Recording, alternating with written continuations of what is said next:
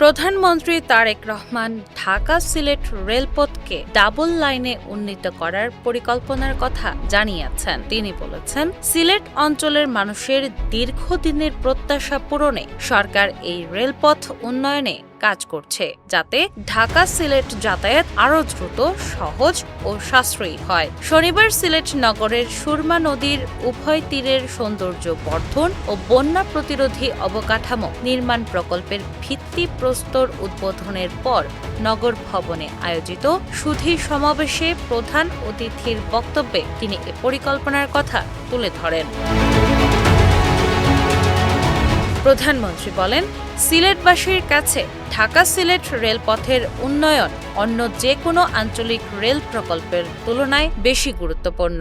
এই বাস্তবতা বিবেচনায় সরকার ঢাকা সিলেট রেলপথে ডাবল লাইন স্থাপনের মাধ্যমে যাতায়াত আরও দ্রুততর করার উদ্যোগ নিয়েছে। তিনি বলেন, সরকার শুধু সড়ক অবকাঠামো নয়, রেল যোগাযোগের উন্নয়নেও সমান গুরুত্ব দিচ্ছে। কারণ রেলপথে যাতায়াত তুলনামূলকভাবে সাশ্রয়ী হওয়ায় সাধারণ যাত্রী ও ব্যবসায়ী উভয়ই এতে সরাসরি উপকৃত হবেন। একই সঙ্গে কৃষি জমি রক্ষার দিক বিবেচনা করেও সড়কের তুলনায় রেলপথ উন্নয়নকে বেশি গুরুত্ব দেওয়া হচ্ছে বলে জানান তিনি।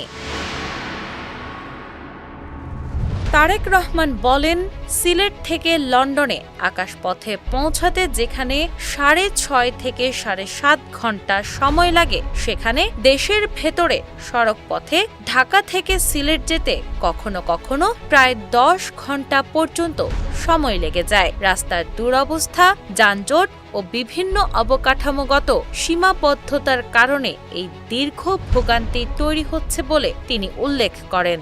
তিনি বলেন, নির্বাচনের আগে তিনি প্রতিশ্রুতি দিয়েছিলেন, সরকার গঠন করতে পারলে ঢাকা সিলেট যোগাযোগ ব্যবস্থার উন্নয়নে কার্যকর উদ্যোগ নেওয়া হবে।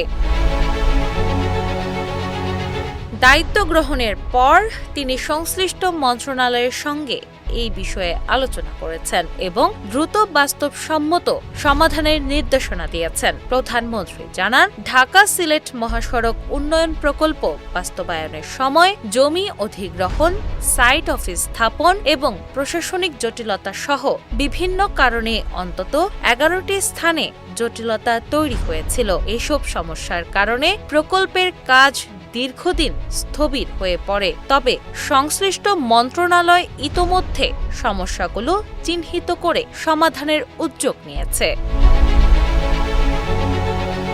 তিনি আশা প্রকাশ করেন, দ্রুত সময়ের মধ্যেই প্রকল্পটির কাজ আবারও শুরু করা সম্ভব হবে।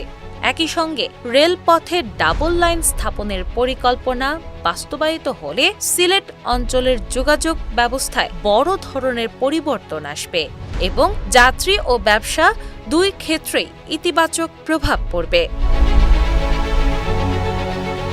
ডেস্ক রিপোর্ট, বাংলাবাজার পত্রিকা।